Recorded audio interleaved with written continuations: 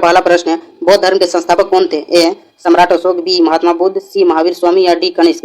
बौद्ध धर्म के संस्थापक कौन थे? पहला का हमारा आंसर होगा बी महात्मा बुद्ध। बौद्ध धर्म के संस्थापक महात्मा बुद्ध थे। हमारा दूसरा प्रश्न है, गौतम बुद्ध किस गण से संबंधित थे? ए वैशाली, बी मगध, सी शाक्य या डी कौशल। हमारा दूसरा प्रश्न का सही आंसर होगा सी शाक्य। गौतम बुद्ध शाक्य गण से संबंधित थे। हमारा तीसरा प्रश्न है, गौतम बुद्ध को ज्ञान प्राप्त किस वृक्ष के नीचे हुआ? गौतम बुद्ध को ज्ञान प्राप्त किस वृक्ष के नीचे हुआ? ए पीपल वृक्ष, बी साल वृक्ष, सी बरगद वृक्ष, डी नीम वृक्ष।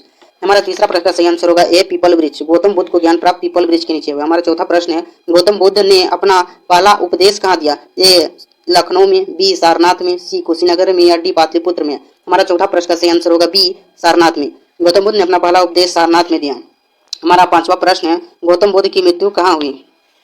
ए कुशीनगर में, बी वाराणसी में, सी पाटलिपुत्र में या डी वैशाली में। हमारा पांचवा प्रश्न का सही आंसर होगा ए कुशीनगर में। गौतम बुद्ध की मृत्यु कुशीनगर में हुई। हमारा छठा प्रश्न है, गौतम बुद्ध ने अपनी शिक्षा किस भाषा में दी? ए संस्कृत में, बी तमिल में, सी प्राकृत में या डी अपभ्रंश में। हमारा छठा प्रश्न का सही आंसर होगा सी प्राकृत में। गौतम बुद्ध ने अपनी शिक्षा प्राकृत भाषा में दी। हमारा सातवां प्रश्न है, गौतम बुद्ध की अधिकांश मूर्तियां कहाँ बनाई गई? गौतम बुद्ध का अधिकांश मूर्तियां कहाँ बनाई है? काशी में, बी सारनाथ में, सी वैशाली में या डी मथुरा में। हमारा सातवां प्रश्न का सही आंसर होगा डी मथुरा में।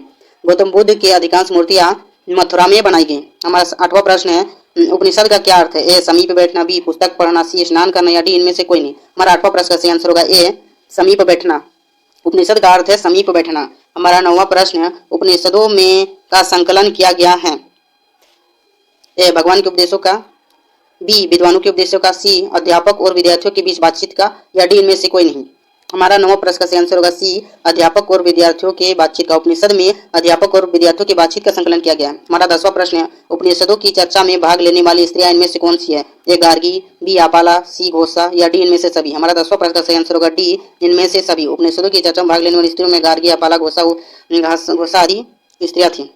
हमारा 11वां प्रश्न है, जैन धर्म के 24वें तीर्थकर कौन थे? ए गौतम बुद्ध, बी वर्धमान महावीर, सी पार्श्वनाथ या डी ऋषभनाथ। हमारा 11वां प्रश्न का सही आंसर होगा बी वर्धमान महावीर। जैन धर्म के 24वें तीर्थकर वर्धमान महावीर थे। हमारा 12वां प्रश्न है, वर्धमान महावीर किस कुल से थे? ए शाक्य, बी मौर्य, सी लिच्छवी या डी गुप्त। हमारा 12वां प्रश्न का सही आंसर होगा सी लिच्छवी। वर्धमान महावीर लिच्छवी कुल से संबंधित थे। हमारा 13वां प्रश्न है, वर्धमान महावीर ने अपनी शिक्षा किस भाषा में दी? ए संस्कृत, बी तमिल, सी हिंदी या डी प्राकृत। हमारा 13वां प्रश्न का सही आंसर होगा डी प्राकृत। वर्धमान महावीर ने अपनी शिक्षा प्राकृत भाषा में दी। हमारा 14वां प्रश्न है, जैन धर्म का समर्थन किसने किया? ए व्यापारियों ने, बी किसानों ने, सी क्षत्रियों ने या डी इनमें से सभी। हमारा 14वां प्रश्न का सही आंसर होगा ए व्यापारियों ने। जैन धर्म का समर्थन व्यापारियों ने किया। हमारा 15वां प्रश्न है, जैन धर्म की शिक्षा कहाँ पर लिखी गई? ए वैशाली में, बी वल्लभी में, सी पाटलिपुत्र में या डी काशी में। हमारा 15वां प्रश्न का सही आंसर होगा बी वल्लभी में। जैन धर्म की शिक्षा वल्लभी में लिखी गई। हमारा 16वां प्रश्न है, बौद्ध संघ के नियम किस ग्रंथ में मिलते हैं? ए विनय पिटक, सी बी सुत पिटक, सी अभिधम पिटक या डी इनमें से कोई नहीं। हमारा 16वां प्रश्न का सही आंसर होगा ए विनय पिटक। बौद्ध संघ के नियम विनय पिटक में मिलते हैं। हमारा 17वां प्रश्न है, बौद्ध संघ में कौन रह सकते हैं? ए पुरुष, बी स्त्री, सी स्त्री और पुरुष दोनों। हमारा 17वां प्रश्न का सही आंसर होगा सी स्त्री और पुरुष दोनों। बौद्ध संघ स्त्री पुरुष दोनों रह सकते हैं। हमारा 18वां प्रश्न है, आरंभिक विहार किस चीज से बनाए जाते थे? ए लकड़ी, बी पत्थर, सी ईंट या डी मिट्टी। हमारा 18वां प्रश्न का सही आंसर होगा ए लकड़ी। आरंभिक विहार लकड़ी से बनाए जाते थे। हमारा 19वां प्रश्न है, संस्कृत भाषा में व्याकरण की रचना किसने की?